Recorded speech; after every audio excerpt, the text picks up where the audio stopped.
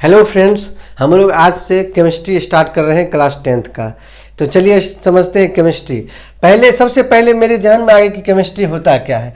तो केमिस्ट्री के बारे में अगर बात करें तो केमिस्ट्री मिस्र देश, एक देश है मिस्र देश, जिसका नाम है मिस्र देश।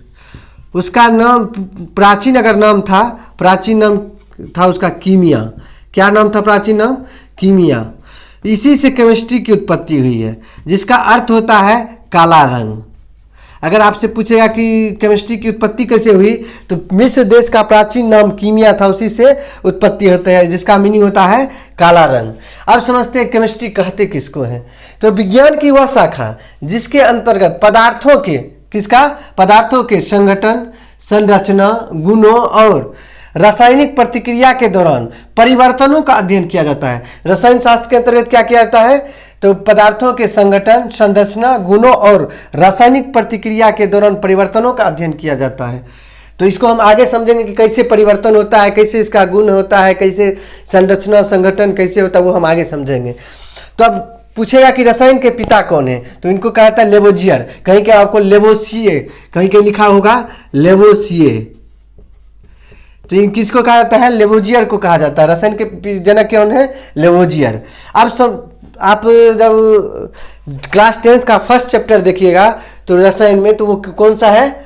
रासायनिक अभिक्रिया। क्या है? रासायनिक अभिक्रिया एवं समीकरण। रासायनिक अभिक्रिया और समीकरण, जिसको इंग्लिश में कहते हैं केमिकल रिएक्शन एंड इक्वेशन। अब समझते हैं पहले कि रासायनिक अभिक्रिया समझने से पहले हम अभिक्रिया के बारे में समझते हैं, यानी रिएक्शन क्या होता है। तो यह दो प्रकार की होती है। पहला होता है भौतिक अभिक्रिया। क्या होता है? भौतिक अभिक्रिया, इसको इंग्लिश में क्या कहते हैं? Physical reaction. दूसरा होता है रासायनिक अभिक्रिया, जिसको इंग्लिश में कहते हैं केमिकल रिएक्शन। तो आप समझते हैं कि पहले भौतिक अभिक्रिया क्या होता है। तो पदार्थ में होने वाला वह परिवर्तन जिसमें केवल उसकी भौतिक अवस्था में परिवर्तन होता है तथा उसके रासायनिक गुण अवस्था में कोई परिवर्तन नहीं होता, वो क्या होता है? भौतिक परिवर्तन। इसको एक एग्जाम्पल के माध्यम से समझते हैं। जैसे पानी का बर्फ बनना। जैसे पानी को जब देखिएगा बर्फ बन जाता है, तो फिर अगर कुछ देर के बाद उसको अगर हवा में छोड़ दें वायुमंडल में, तो वो फिर पानी बन जाता है। तो उसमें कोई परिवर्तन नहीं होता। उसको भौतिक परिवर्तन का मतलब ये है कि अगर कोई जैसे पानी है, उसको अगर हम बर्फ बनाए तो वो ऑटोमेटिक फिर अगर कुछ देर के बाद वो पानी बन जाए, तो वो परिवर्तन जिसमें कोई चेंज ना हो। जैसे पानी से बर्फ बना और बर्फ से फिर पानी बना, तो उसमें कोई परिवर्तन नहीं हुआ, तो वो कौन सा हो जाएगा? भौतिक परिवर्तन। तो पानी का बर्फ बनना, चीनी का पानी में घुलना। क्या? अगर आप देखिएगा चीनी को पानी में घोल दीजिएगा, अगर उसको फिर अगर चीनी प्राप्त करना है तो हम प्राप्त कर सकते हैं। कैसे? तो क्या करेंगे, हम उसको गर्म करेंगे, इतना गर्म करेंगे वो भाप बन के पानी सब उड़ जाएगा और चीनी हमको मिल जाएगा। तो देखिएगा चीनी में कोई परिवर्तन नहीं होता है। तो वही होता है चीनी का पानी में घुलना। अगर एक और आपको कंफ्यूजन आएगा कि मोमबत्ती का पिघलना भी कौन सा परिवर्तन है? मोमबत्ती का पिघलना, यह भी आपका है भौतिक परिवर्तन। आगे समझेंगे मोमबत्ती का जलना रासायनिक परिवर्तन, वो आगे समझेंगे। जब रासायनिक अभिक्रिया समझेंगे तब हम समझेंगे कि मोमबत्ती का जलना रासायनिक अभिक्रिया है। तब तक आप स्क्रीनशॉट लीजिए, इससे आगे हम बताते हैं रासायनिक अभिक्रिया क्या है। चलिए उससे आगे हम समझते हैं रासायनिक अभिक्रिया क्या होता है? वह प्रक्रिया जिसमें एक या एक से अधिक पदार्थ आपस में अभिक्रिया करके नए गुणधर्म वाले पदार्थ का निर्माण करते हैं, तो उसे क्या कहते हैं? रासायनिक अभिक्रिया। जैसे जैसे H2 मतलब हाइड्रोजन और ऑक्सीजन को मिलने से क्या होना? H2O मतलब कि जल बना, हाइड्रोजन ऑक्साइड।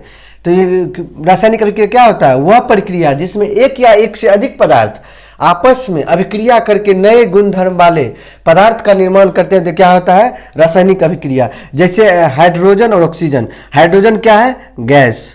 ऑक्सीजन क्या है? गैस। जब हम दोनों को मिलाते हैं, जब अभिक्रिया किया जाता है दोनों के साथ, तब ये बनाता है H2O यानी कि जल जो कि द्रव अवस्था में रहता है। तो आप समझ सकते हैं कि जैसे अभिक्रिया कोई हुआ, जैसे गैस था, गैस से क्या बन गया? द्रव। तो ये रासायनिक अभिक्रिया के कारण ही हुआ। तो ये अगर हम एक छोटा सा शब्द में लिख दिए कि भाषा में कि यहाँ हाइड्रोजन और ऑक्सीजन का एक रासायनिक अभिक्रिया में भाग लेकर, यहाँ हाइड्रोजन और ऑक्सीजन एक रासायनिक अभिक्रिया में भाग लेकर एक नए गुणधर्म वाले पदार्थ का निर्माण करते हैं जो कि जल के रूप में है। तो इससे आगे आप समझते हैं कि हमारे आसपास ऐसी बहुत सारे परिवर्तन होती रहती है रासायनिक अभिक्रिया के कारण। जैसे वायु के संपर्क में आने से जंग लगना, लोहा में देखते होंगे जंग लग जाता है, किसके कारण? वायु के संपर्क में आने से। उसके बाद भोजन का पकना, जो भोजन हम खाना बनाते हैं वो जो पकता है, तो जब देखते होंगे कि जब हम हरा साग सब्जी डालते हैं लेकिन पक के वो कुछ और बन जाता है, अगर हम उसको दोबारा अगर बनाना चाहें तो वो नहीं बनेगा। अगर दोबारा बन जाता है तो वो किस परिवर्तन में आता है? भौतिक परिवर्तन। उसके बाद था हमारे शरीर में भोजन का पचना। शरीर में जब भोजन पच जाता है तो वो भी क्या, कौन सी क्रिया के तहत? रासायनिक अभिक्रिया के तहत।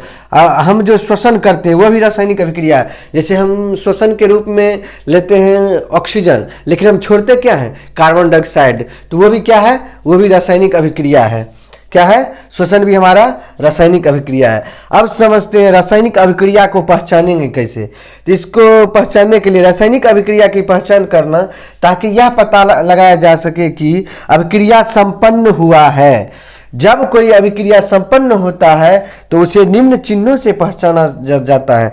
जैसे पदार्थ की अवस्था में परिवर्तन, पदार्थ की क्या होता है? पदार्थ की अवस्था में परिवर्तन होता है, रंग में परिवर्तन हो जाता है, गैस का निष्कासन होता है और ताप में परिवर्तन होता है। पहला है पदार्थ की अवस्था में परिवर्तन होता है। कभी कभी देखते होंगे पदार्थ की अवस्था में परिवर्तन होता है, रंग में परिवर्तन होता है। जब हम एक्सपेरिमेंट आगे करेंगे तब देखेंगे कि कैसे रंग परिवर्तन होता है। आगे के वीडियो में मिलेगा, जब एक्सपेरिमेंट करते हुए दिखाएंगे कि कैसे एक्सपेरिमेंट रंग परिवर्तन हो रहा है। गैस का निष्कासन, गैस का निष्कासन हम समझ सकते हैं जैसे CO3, मतलब क्या है? चूना पत्थर।